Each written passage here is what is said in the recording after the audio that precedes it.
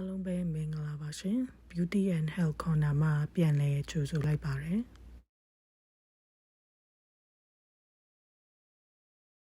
ဒီနေ့ပြောပြပေးသွားမယ့်အကြောင်းအရာလေးကတော့မွေးပြီးကစားရက်များအကြောင်းပဲဖြစ်ပါတယ်မွေးပြီးစားပထမရက်တွေဟာတင်နဲ့တင်ကလေးငယ်တို့တဦးနဲ့တဦးသိရှိအောင်စူးစမ်းနေရတဲ့အချိန်ဖြစ်ပါတယ်တင်ကလေးငယ်ကိုနားလည်နိုင်ဖို့အထူးတလဲစူးစမ်းနေဖို့မလိုပါဘူးနော်တန်နိုင်တွင်သူနဲ့နီးနီးကက်ကက်နေုံနဲ့လုံလောက်ပါတယ်မိခင်တာမကပါဘူးဖခင်ပါကလေးငယ်နဲ့ရင်းနှီးအောင်အနီးကပ်နေတင်ပါတယ်မိခင်တယောက်အနေနဲ့မွေးပြီးကစားမှာမောပန်းနွမ်းနယ်မှုတွေခံစားရမှာဖြစ်ပါတယ်ဒါကြောင့်ပြပြဝဝအနားယူဖို့တော့လိုပါလိမ့်မယ်တချို့မိခင်တွေမှာလမ်းလျှောက်ရတာလှုပ်ရှားရတာနဲ့တင်မောလွယ်ပါတယ်တခါတလေချုပ်ယူရှိရင်နာကျင်မှုကြောင့်လှုပ်ရမှာကြောက်တာတို့အိမ်နာတက်ရမှာကြောက်တာတို့ဖြစ်နိုင်ပါတယ်နောက်တစ်ခုကမွေးပြီးတာနဲ့ရင်သားတွေကစပြီးတော့တင်းလာပါတယ်အဲ့ဒီအချိန်မှာနေရခတ်ပြီးနာကျင်မှုခံစားရတတ်ပါတယ်အထူးသဖြင့်3ရက်မြောက်နေ့မှာနို့တွေလှိုင်လှိုင်ထွက်လာပါတယ်အဲ့ဒီအချိန်မှာနို့တိုက်တာနဲ့ရင်နို့ဟာတင်းပြီးတော့နာလာပါတယ်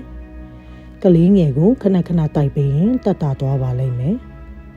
အကြောင်းကြောင့်မိခင်တို့မတိုက်ရတဲ့မိခင်တွေကပို့ပြီးတော့နာကျင်မှုဖြစ်ပေါ်စေနိုင်ပါတယ်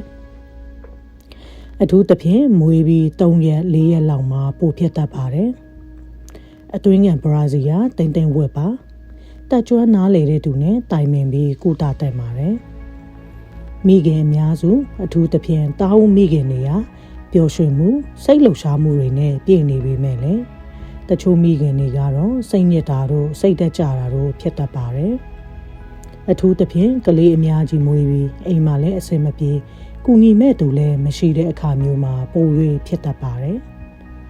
တချို့ကြတော့လည်းမွေးဖွားရမှာခက်ခဲပြီးစိတ်ပူပန်မှုတွေဖြစ်လာရင်လည်းစိတ်အားငယ်တတ်ပါတယ်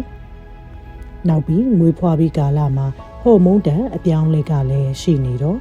ဝမ်းနဲ့အားငယ်လာတတ်ပါတယ်အထူးသဖြင့်3ရက်မြောက်နေ့ကစပြီးဖြစ်တတ်ပါတယ်အဲ့ဒီအချိန်တွေမှာခင်မွန်းတဲ့မိသားစုနဲ့ပတ်ဝန်းကျင်ရဲ့အထောက်ပံ့အားပေးမှုတွေအများကြီးလိုအပ်ပါတယ်ဆက်လက်ပြောပြပေးသွားမှာကတော့ဆေးရုံမှာဘယ်လောက်ထိနေရမလဲဆိုတာပဲဖြစ်ပါတယ်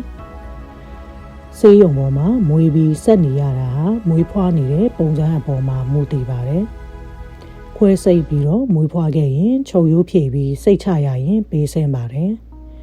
ရိုးရိုးမွေးဖွားရင်တော့2ရက်ကနေ3ရက်လောက်ဆိုရင်ဆင်းလို့ရပါတယ်ဆေးရုံမှာရှိစဉ်ကာလအတွင်းမှာမိခင်ရဲ့အခြေအနေကလေးရဲ့အခြေအနေတွေကိုဆရာဝန်တွေကနေ့စဉ်စောင့်ကြည့်ပြီးစိတ်ချပြီးနိုးတိုက်တာကလည်းစနစ်တကျရှိပြီဆိုရင်တော့ဆင်းလို့ရပါပြီဆေးရုံကဆင်းဖို့ကိုအလို့တကြီးမလုပ်တဲ့မှာဘူးဒါပေမဲ့တချို့မိခင်တွေဟာဆေးရုံမှာအိတ်မပြောတာတို့မနေတတ်တာတို့ရှိတတ်ပါတယ်အဲ့ဒါမျိုးဆိုရင်သက်ဆိုင်ရာဆရာဝန်တွေနဲ့တိတ်ချာဆွေးနွေးပြီးပြန်လို့ရပါတယ်တေးကြတာတစ်ခုကတော့တင်းရဲ့အိမ်မှာတင့်ခင်မွန်းတဲ့ဒါမှမဟုတ်တခြားတယောက်ဟာတင်းရဲ့အိမ်မှုကိစ္စတွေနဲ့ချက်ပြုတ်ရေးတွေမှာကူညီဖို့အဆင်သင့်ရှိနေရပါမယ်တင်းကတော့အိမ်မှုကိစ္စတွေအားလုံးကိုလုပ်ဖို့မသင့်တော်ပါဘူးနော်ဆက်လက်ပြောပြပေးသွားမှာကတော့ချုပ်ရိုးကိုဘယ်လိုကယူးဆိုင်ရမလဲပဲဖြစ်ပါတယ်။မွေးဖွားစဉ်ကမွေးလန်းချောင်းကိုချဲ့ထားပြီးပြန်ချုပ်ထားတဲ့ချုပ်ရိုးရှိခဲ့ရင်တော့ကယူးဆိုင်ဖို့လိုပါလိမ့်မယ်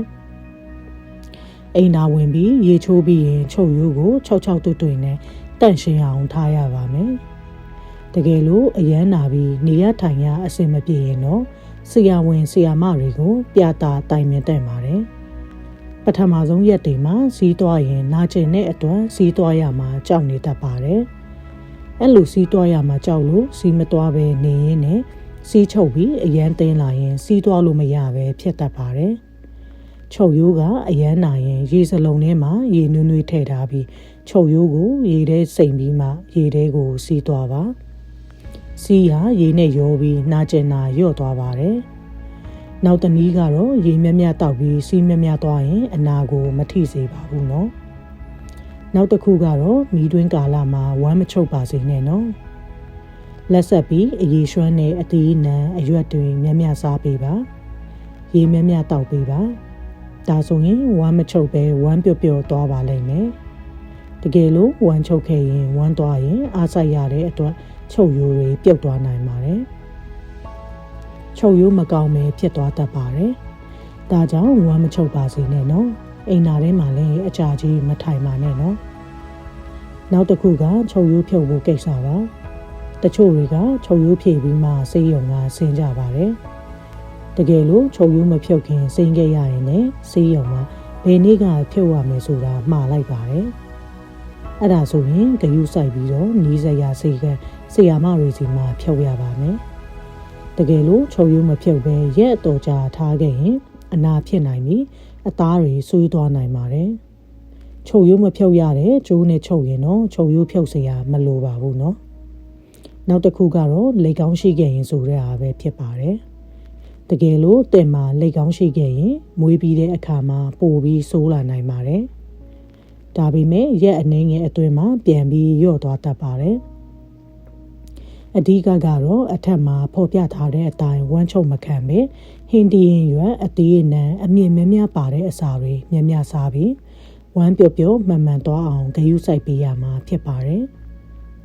တချို့လေကောင်းတွေကပြန်ရော့မသွားပဲအပြင်ဘက်မှာဆက်ရှိနေရင်တော့ဆရာဝန်တွေနဲ့တိတ်ချပြတာပြီးတော့ကုသတဲ့ပါတယ်နော်ဆက်လက်ပြောပြပေးသွားမှာမွေးပြီးကာလမှာတွေးဆင်ခြင်းအကြောင်းပဲဖြစ်ပါတယ်မွေးဖွားပြီးရင်ပထမ4ရက်5ရက်အတွင်းမှာသွေးနဲ့ဆင်းသက်ပါတယ်နောက်ပိုင်းမှာဆေးနဲ့အရည်အဝါရောင်ဘက်ကိုပြောင်းသွားပြီးအဲ့ဒီနောက်မှာတော့အဖြူရောင်အရည်ကြီးတွေဆင်းသက်ပါတယ်ဒါဟာယောဂတစ်ခုမဟုတ်ပါဘူးတအိမ်ပြန်ကြုံပြီးအချင်းကွာထားတဲ့နေရာကနေပြီးအနာကျက်တဲ့သဘောမျိုးနဲ့ဆင်းသက်တာဖြစ်ပါတယ်တကယ်လို့ဆေးနဲ့အရည်တွေကအနံ့ရှိရင်ဆိုးရတဲ့အနံ့ဖြစ်နေရင်တော့တစ်ခုခုမှားနေပါပြီဆရာဝန်နဲ့ပြတာဖို့စိတ်ကူတာဖို့လိုပါလိမ့်မယ်အများအားဖြင့်တော့မွေးပြီးကာလမီးတွင်မှာဆင်းသက်ပြီးနောက်ပိုင်းမှာတော့မဆင်းကြတော့ပါဘူးတကယ်လို့တွေးစင်းတာဟာအတုံးခဲတွေပါမယ်များမယ်ဆိုရင်တော့ဆေးရုံမှာပြတာဖို့လိုအပ်ပါပြီနိုးတိုက်နေတဲ့မိခင်တွေကတော့ပုံမှန်ယာဒီပြန်လာတာနှောက်ကြတတ်ပါတယ်အများအားဖြင့်နိုးတိုက်နေရင်ယာဒီမပေါ်တတ်ကြပါဘူးတချို့လည်းမီးတွင်ပြီးလို့တလခွဲလောက်ကြာရင်ပြန်ပေါ်တတ်ကြပါတယ်ဒီနေရာမှာကြုံလို့ပြောချင်တာကတော့နိုးတိုက်လို့ယာဒီမပေါ်လို့ကလေးမရနိုင်ဘူးဆိုတာဟုတ်ပါတယ်ဒါပေမဲ့လည်းတချို့ကတော့နိုးတိုက်နေရင်ယာဒီမပေါ်ဘဲနဲ့နောက်ထပ်တစ်ယောက်ထပ်ရသွားတတ်ပါတယ်ဒါကြောင့်ယာဒီပေါ်မှာတားဆေးပြန်သုံးမယ်ဆိုတဲ့အယူအဆကမှားနေပါတယ်တချို့မိခင်တွေမှာဆိုရင်မွေးပြီး3ပတ်အတွင်းမှာတားဥပြန်ကျွေပြီးကလေးရနိုင်ပါတယ်ဒါကြောင့်တားဆေးတစ်ခုခုကိုကလေး45ရက်ပြည့်ရနဲ့သုံးဖို့လိုအပ်ပါတယ်ဆက်လက်ပြောပြပေးသွားမှာတင်ရဲ့ခန္ဓာကိုယ်ပုံသဏ္ဍာန်ပြောင်းလဲလာမှုပဲဖြစ်ပါတယ်။မွေးပြီးကစားမှာအတိအတာဆုံးပြောင်းလဲသွားတာကတင်ရဲ့ရင်သားတွေပဲဖြစ်ပါတယ်။မိခင်တို့ကိုတိုက်ကျွေးနေတာကြောင့်ရင်သားတွေကအရင်ကထက်ပိုပြီးကြီးထွားလာပါတယ်။ဒါကြောင့်ဘရာဇီးယားကောင်းကောင်းဝတ်ဖို့လိုအပ်ပါလိမ့်မယ်။မွေးပြီးရင်ဝမ်းပိုက်ကလည်းရော့ရဲရဲနဲ့ပျော်စီစီဖြစ်နေပါတယ်။အရင်ကိုဝင်ဆောင်စဉ်ကာလတုန်းကတအိမ်ကြီးထွားလာတာနဲ့ဝမ်းပိုက်တစ်ခုလုံးကဖောင်းကားတင်းလာပြီးအခုမွေးပြီးတဲ့အခါတအိမ်ကပုံမှန်အတိုင်းတင်ပယိုခွင်နဲ့ပြန်ရောက်သွားတဲ့အခါဝမ်းပိုက်ထဲမှာဘာမှမရှိတော့ဘဲအရေပြားတွေကပျော့သွဲကျလာပါတယ်။နောက်ပြီးကိုဝင်ဆောင်စဉ်ကာလတုန်းကအလေးချိန်အလွန်တိုးလာတတ်တဲ့မိခင်တွေဆိုရင်မွေးဖောင်းပြီးရင်ချက်ချင်းအရင်တုန်းကပုံစံမျိုးကိုရဖို့မလွယ်သေးပါဘူး။ဒါကြောင့်မွေးပြီးရင်ဝမ်းပိုက်ပြင်မှာရှိတဲ့ကြွက်သားတွေခါးနဲ့တင်ပစုံအတွင်းမှာရှိတဲ့ကြွက်သားတွေမူလပုံစံပြန်ရဖို့ကို post natal exercise လို့ခေါ်တဲ့လေ့ကျင့်ခန်းတွေလုပ်ဖို့လိုပါတယ်။နောက်တစ်ခုကတော့မွေးပြီးကစားမှာစီးထိန်ရခတ်တာတွေ့နိုင်ပါတယ်။ဘိုက်ခွဲမွေးရင်တော့တိတ်မတွေ့နိုင်ပါဘူး။ရေလိုက်တာချောင်းဆိုးလိုက်တာနဲ့စီမထိန်နိုင်မဲစီးထွက်သွားတတ်ပါတယ်။ဒါကြောင့် pelvic floor exercise လုပ်တင်ပါတယ်။မွေးလန်းချောင်းမှာရှိတဲ့ကြွက်သားတွေကမွေးဖွားစဉ်ကာလတုန်းကလျော့ထားပြီးပြန်လည်အားမရှိသေးတာကြောင့်ဖြစ်ပါတယ်။တကယ်လို့စီမထိန်နိုင်ဖြစ်နေတာဟာ3လထက်ကျော်ရင်တော့ဆရာဝန်နဲ့ပြတာကုသတင်ပါတယ်။ ဆက်လက်ပြောပြပေးသွားမှာအနုတ်သွေးမိခင်များအကြောင်းပဲဖြစ်ပါတယ်။တင်ရဲ့သွေးအုပ်စုဟာအနုတ်သွေး RH negative ဖြစ်နေပြီးတင်ရဲ့ခင်မွန်းဟာအပေါင်းသွေး RH positive ဖြစ်နေခဲ့ရင်မွေးလာတဲ့ကလေးငယ်ကအပေါင်းသွေးဖြစ်ခဲ့ရင်နောက်ကိုဝင်မှာအန်ဒီရမဖြစ်အောင်နောက်ကလေးငယ်ကိုသွေးအုပ်စုမတိတ်တာတွေမဖြစ်အောင်မွေးပြီး82နာရီအတွင်းမှာဆေးတစ်မျိုးထိုးဖို့လိုပါလိမ့်မယ်။ဒါကြောင့်အနုတ်သွေးမိခင်များဟာအိမ်မှာအလွယ်တကူမမွေးပဲနဲ့ဆရာဝန်နဲ့ကိုဝင်ရှိစဉ်ကတည်းကပြတာတိုင်ပင်တဲ့ပါတယ်။နောက်တစ်ခုကမွေးကစားကလေးငယ်အကြောင်းပဲဖြစ်ပါတယ်။မွေးပြီးမကြခင်မှာပဲကလေးငယ်ကိုအသေးစိတ်စစ်ဆေးကြည့်နိုင်ပါလိမ့်မယ်။အသားအရောင်ခြေလက်အင်္ဂါတွေမွေးရပါအမှတ်တွေစသဖြင့်ပေါ့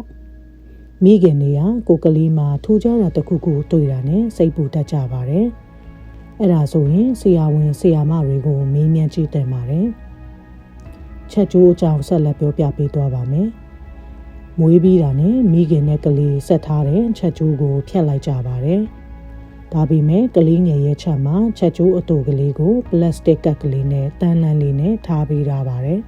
။ဒါမှမဟုတ်ကြိုးချီပြီးတော့ချက်ကျိုးတန်းလန်းလေးနဲ့ထားတတ်ပါတယ်။ချက်ကျိုးကလေးကိုဘာမှအထူးတလဲလုပ်ပေးဖို့မလိုပါဘူးနော်။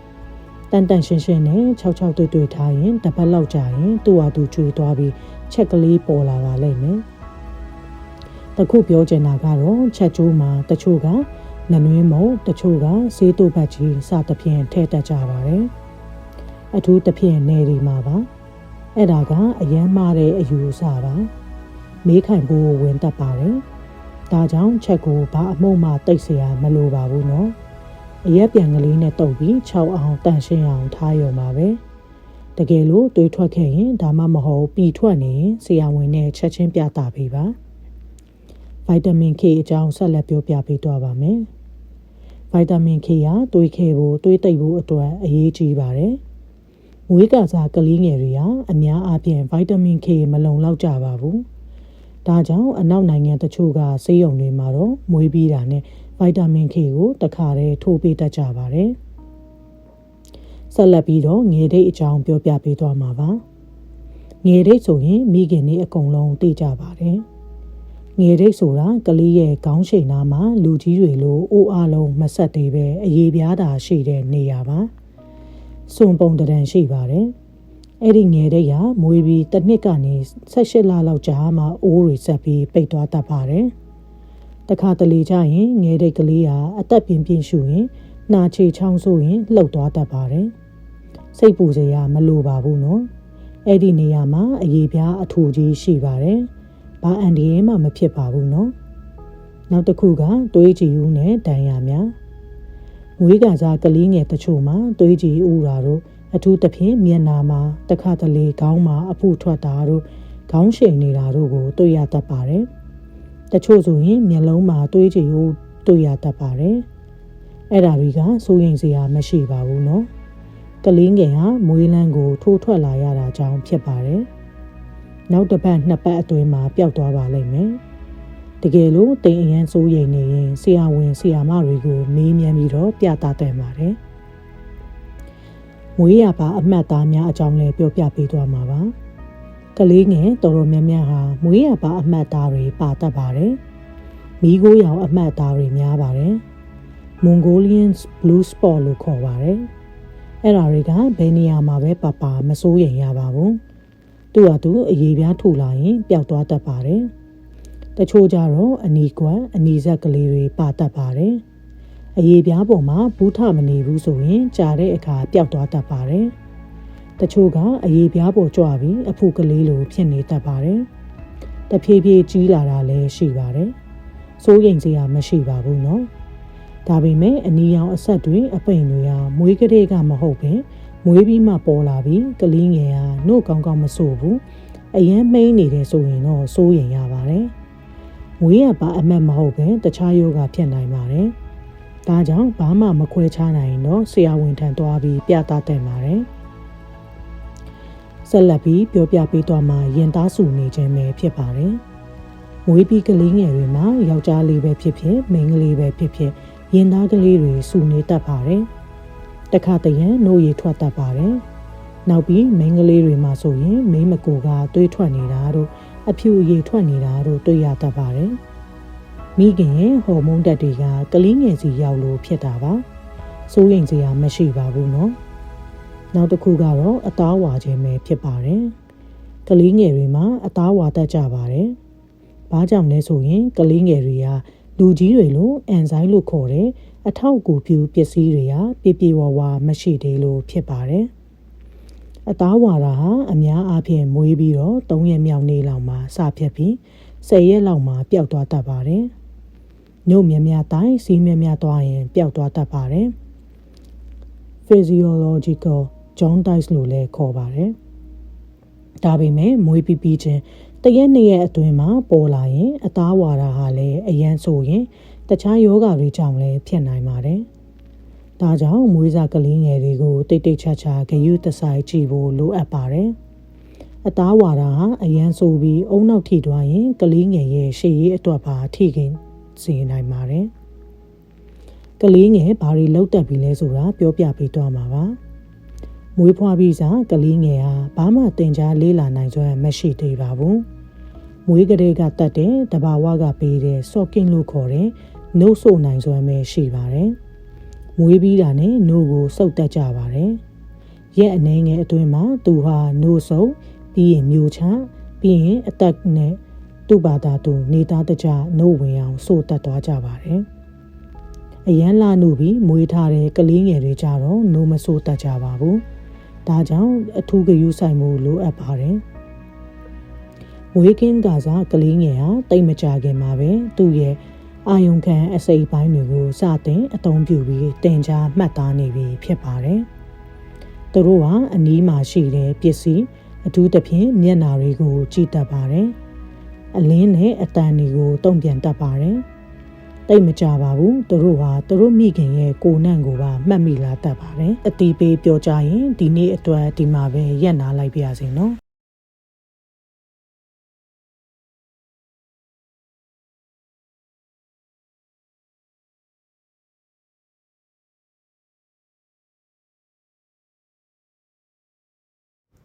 ဤ channel ဒီသင်တို့အတွက်အကျိုးရှိသောဗီဒီယိုများကိုနေ့စဉ်တင်ဆက်ပေးနေသောကြောင့်နောက်ထပ်ဗီဒီယိုအသစ်များသင်ရင်သိရှိနိုင်စေဖို့အတွက် subscribe လေးလုပ်ပြီးဘေးကခေါင်းလောင်းလေးကို on ထားပေးဖို့တောင်းဆိုပါရစေရှင်